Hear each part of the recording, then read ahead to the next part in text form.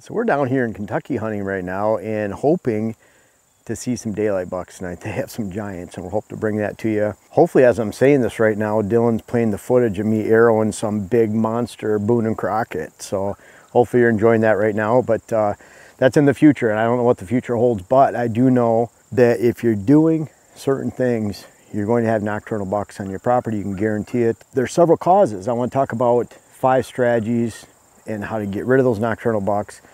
But in the first case, you have to know what is causing those nocturnal bucks in the first place.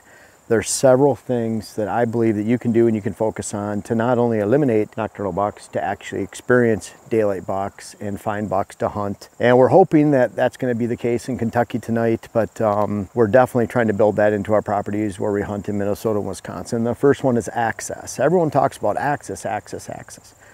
And what does that really mean?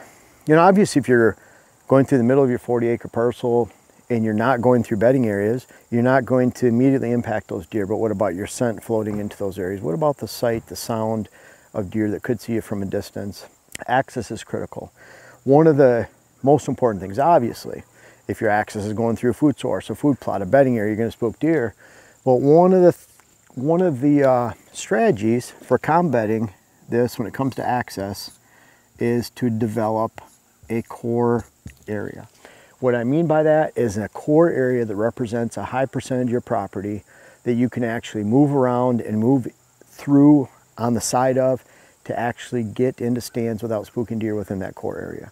On 40 acres, you'd expect that to be 28 acres, 26 acres, 30 acres out of your 40 would represent that core area. If you have 100 acres, a lot of times you still need the same width to access land, if that makes sense. So on 100 acres, you might be able to dedicate 75% of your land, 80% of your land towards actually an area where the deer don't see you, hear you, or smell you when you access your tree stands. So think about that. If you're accessing your land where deer can see you, smell you, hear you, you're going to spook deer.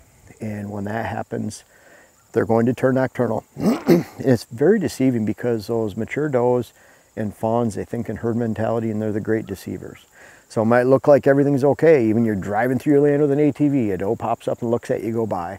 How many times you ever had a 4-year-old or 5-year-old buck do that? How many times have you walked through an area and you sneak through thinking, okay, that doe wasn't that spooked over there that I just walked by, even though she looked at me? That doesn't happen with mature bucks. So I guess we should talk about this with nocturnal strategies and how it relates to mature bucks, because does and fawns are a different creature. So think about that when we're talking nocturnal bucks, nocturnal buck hunting, completely different than does. So access, you develop that core area, means you can make a lot of noise around that core area and not spook deer. Noise in general.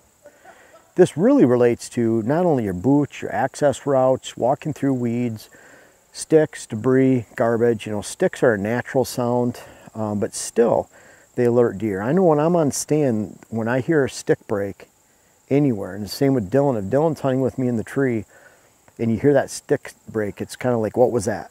You know, what was different than a ch-ch-ch of a squirrel going through in those little hops.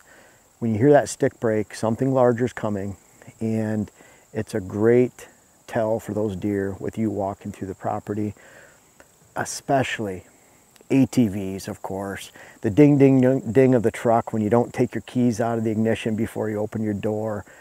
But boy, noisy tree stands, noisy ladders, getting in and out of those stands and spooking deer because they can hear you 200 yards away. How many deer hunting trips or days or sits have been ruined before the hunt even begins because your stand was noisy and you alerted every deer in your 40 acres or 20 acres that you were there and you're getting into that stand because of noisy stands. I don't mention product a lot, but we use those family tradition stands because they're dead quiet. If it's not a dead quiet tree stand, whether you use a family traditions or you use your favorite stand, as long as it's dead quiet, comfortable, safe, that's what you're aiming for with a tree stand. But when it comes to noise, you have to, you know, of course, no ATVs, of course, walking into your stand, but use quality equipment, especially when it comes to stands and blinds. Make sure that you're buying quality, and that takes place of a lot of those noises and unnatural noises that take place in the woods when you're hunting. And can hear some guys behind us at deer camp down here. If you can hear the voices, it's we're all getting excited to go out tonight, and you can imagine the anticipation. I love deer camps, and it's fun to have Dylan down here, guys from HuntWise crew, and pretty exciting times. So if you hear those voices in the back, we're starting to get excited. It's closing in that time. Quality takes care of a lot of noises, and a lot of hunts are ruined. And if your hunt's being ruined, you're creating nocturnal bucks. Quality can take the place of that and make sure that you have a noise-free, quiet property to attract those noise-wary bucks. Scent signature. What I mean by scent signature is everyone thinks about what they're doing on stand and whether they're using this machine or this spray or this contraption. You're on stand. You know, if you have to worry about your scent on stand, you have more problems than just the scent. Meaning that if your scent is blowing in towards deer areas while you're on stand consistently, then you're going to spook a lot of deer. If you're spooking deer, you're making a nocturnal herd on your property. It's a recurring theme. So really, of course, scent signature, as your scent's wafting away on stand, making sure you're not relying on anything or trying to rely on anything to hide your scent. Know that when you're on stand, you need to control what's downwind of you. The best form of scent control on your stand location is the stand location itself, making sure it's located so it's not blowing downwind into where your deer are expected to.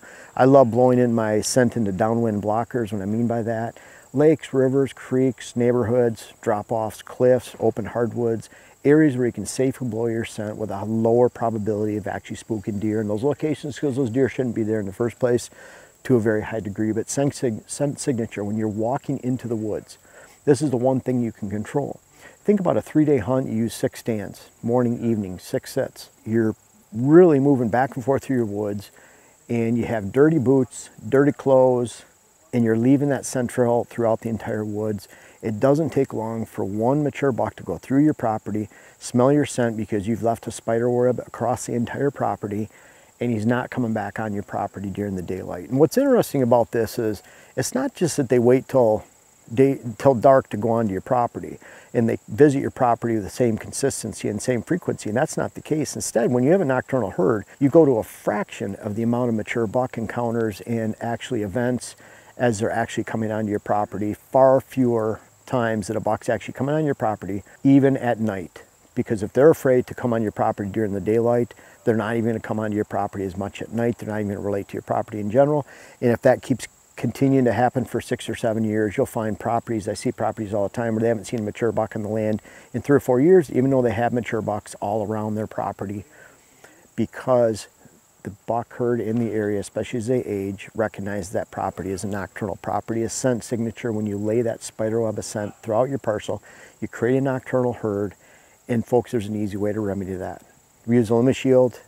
I encourage you to, whatever you rely on, whether it's a limit shield or something else, you spray down your legs, you wash your clothes, you wash your boots, you keep the weeds down, the sticks down that can grab that scent when you're walking in and out, so that you're leaving very, very little scent, if any at all, throughout your property, to the point where a deer comes by, they might, yeah, it's a human scent, they get that whiff, but boy, it seems like it's days old because it's so light and you've left so little scent. And that's a great way to not only keep from turning your deer herd nocturnal, but to make your property stick out and be a daylight property, because you're not leaving that spider web of scent. So learn how to, whether it's brush, washing your clothes, you're really keeping your legs and boots ultra clean, let alone your trails, so that you can get in and out without spooking deer. Scent patterns. This is an interesting one. Deer, I believe, can become accustomed to scent patterns on your property. What does that mean? It means that accumulation of scent at your stand locations that you hunt over and over again. On 40 acres, the 140 acres that we hunt, 30 acres of cover that we hunt, we shoot a lot of bucks on. We have 9 tree stands and a couple blinds. We use those stands. I'm always looking for, man, this stand we haven't sat in for 3 weeks, I'm gonna go sit in that stand. But when you use the same stands over and over again, to me, you leave a saturation of scent that the deer get used to. They get used to in that area, meaning that they know that that human scent is over there 150 yards. That means they don't feel safe just walking by at 50 yards with a person over there. The longer you hunt those same blinds, the longer you leave your scent in those locations. Let's say you have to get ready, you have to change your clothes when you get to the stand and you're leaving the scent saturation down below. The longer you do that in those specific locations, to me, it establishes a scent zone or a scent pattern that deer can recognize. It becomes an ever-increasing amount of scent that the deer recognize every week, every day, every month. And deer not only stay away from that area, but they stay away from an area, I believe, at least 100 to 150 yards away. And so the more you have those locations on the property where you consistently hit, the more the deer will recognize those areas, and it has a really expanding effect. So what I like to do about that, rotate your stands. And I know that's ultra messy over there, but this board is moving and it's on a tree and we're just improvising down here, so I apologize for that. Number 4, always keep the deer guessing. If you skip around in your stands, if you're always looking for the next wind, the next condition for hunting at a morning stand, an evening stand, really skipping around, you keep the deer guessing, you keep your scent minimal in one location. The deer never get used to, okay, there's always a hunter in this northeast corner. There's always a hunter in the middle of this 40 in this location. Instead, keep them guessing, keep the scent minimal. And if you're following the scent signature, the noise, the access, you're really keeping the deer guessing, not knowing where you're at, keeping your scent, your impact to a minimum. And number 5, get off your food sources. The problem with food sources is that deer linger at food sources. Water holes, it's a quick stop, 1 or 2 minutes. A mock scrape could be 20 seconds. If you're hunting those types of stops on the way to a food source, and that's why I don't like putting water holes and mock scrapes on food sources, because those are better pass-through stand locations for bow hunting. Those deer are passing through, they're hitting those areas, it's a quick stop, they leave. On a food source, they linger. You have trouble getting into the stand, you have trouble getting out. It sets a trap for yourself, and food sources are probably the #1 way that you turn your I said they're getting excited back there, but food sources are probably the #1 way that you turn a property nocturnal, and you really need to get off those food sources. It's fine if it's a small food source, like my wife Diane shot her first buck on Monday just a while ago. The deer just passing through there to go to big giant food sources. It's a quick stop. They're just going through, almost like that water hole or mock scrape. They're just passing through to get, you're just looking through a window. That's different, that's a hunting plot. There's very few hunting plots because, for one, people are blowing their scent in the wrong spot. They're accessing those plots and spooking deer because it's too close to a bedding area. And then finally, if that food source represents the stopping spot, the size doesn't really matter, meaning that you could still have a 1/10 of an acre plot, but if that's the end of the movement, those deer are gonna be there at dark, you can't get out. It always has to be a pass-through on the way to a bigger food source. That's a hunting plot.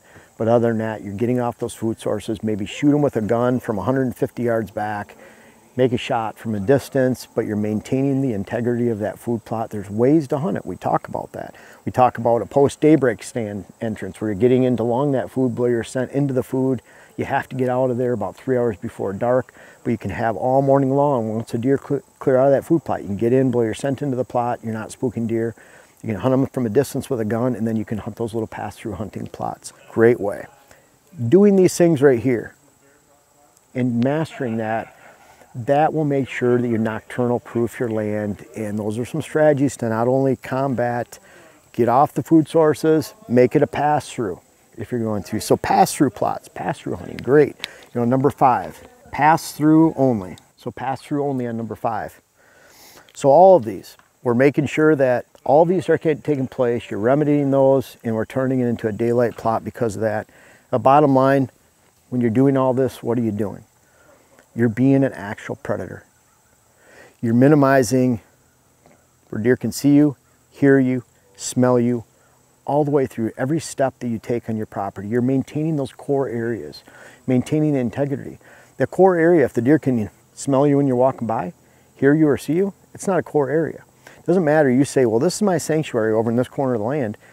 If the deer can see you, hear you, or smell you, it's not a sanctuary, it's not a true sanctuary. So really develop those core areas, but bottom line again, you're being a predator. This is critical.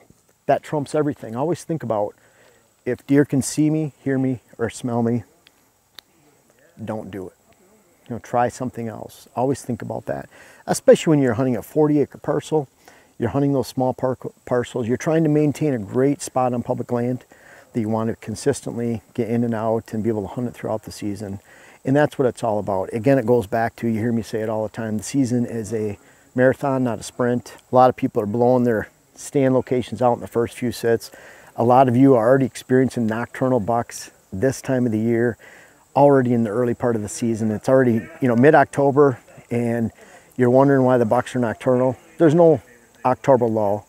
The October lull, the actual lull, it's not a condition, it's a symptom of actually overhunting and pressuring land. Same with acorns dropping. No, they're not on the food plots because acorns are dropping. No, it's because you overhunted the food plots. Again, go back to a predator. If you can get on and off your property without the deer knowing that you're getting on off the property, that's the name of the game. That's what the ultimate predator is. We're humans, we can do that, we can manage it. I want you to do it this fall and you'll have a great hunt. Well, if you made it to the end of this video, you're obviously interested in whitetail habitat solutions, what I have to teach, and you will love my new web class series. The first one is how to design your whitetail property. It's out now. The link is in the description. I invite you to check it out. It's on my website. Can't wait to hear about it.